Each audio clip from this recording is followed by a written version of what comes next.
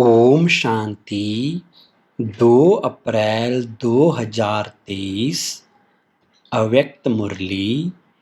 आज की मुरली के मुख्य पॉइंट्स हैं। स्वमान की स्मृति का स्विच ऑन करने से देह भान के अंधकार की समाप्ति।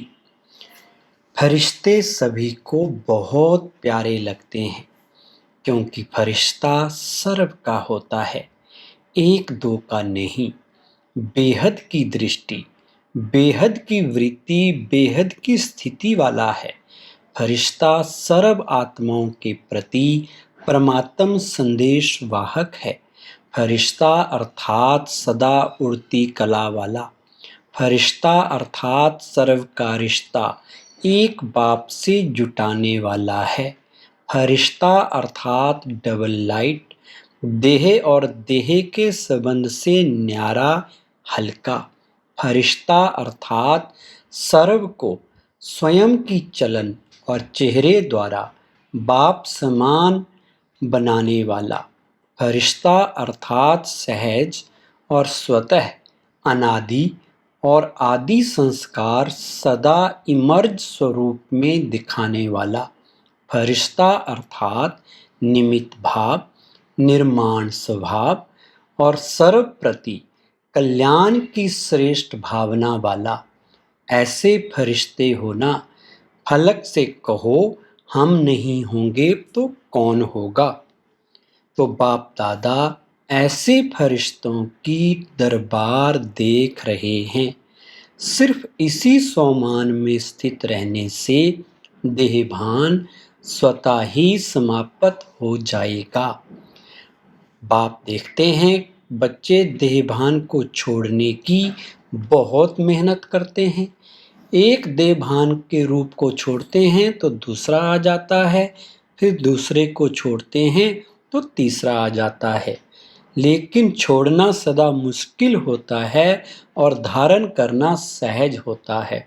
तो बाप दादा कहते हैं कि स्वमान में सदा रहो। जहाँ स्वमान है वहाँ देहभान आ ही नहीं सकता।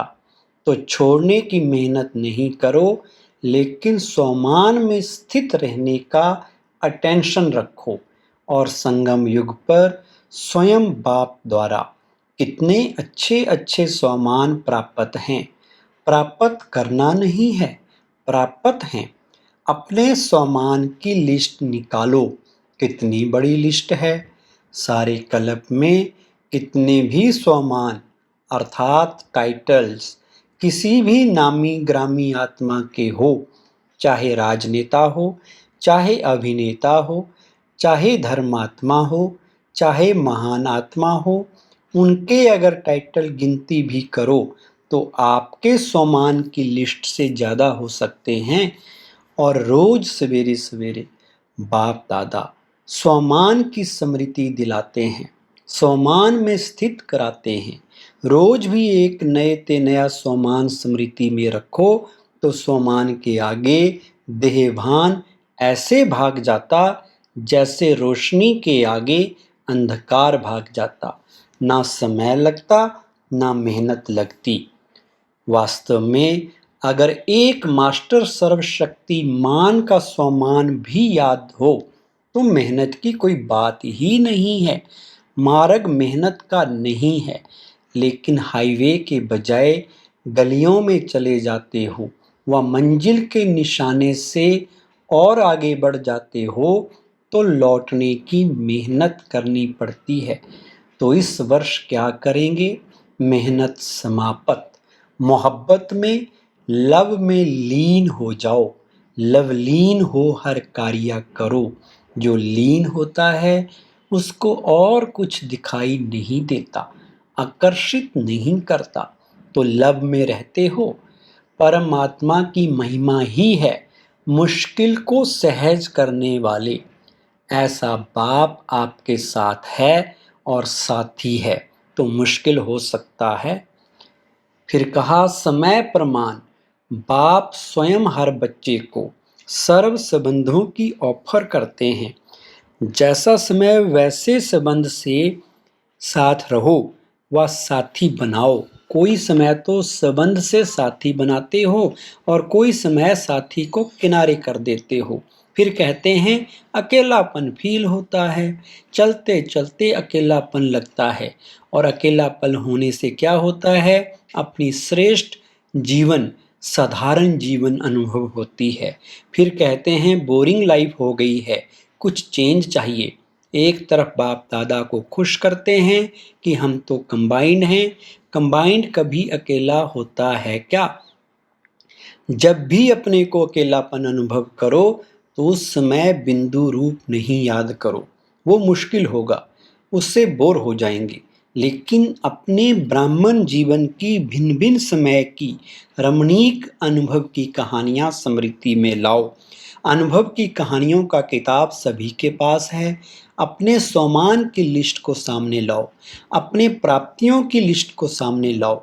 ब्राह्मण संसार के विचित्र प्रैक्टिकल कहानियों को स्मृति में लाओ।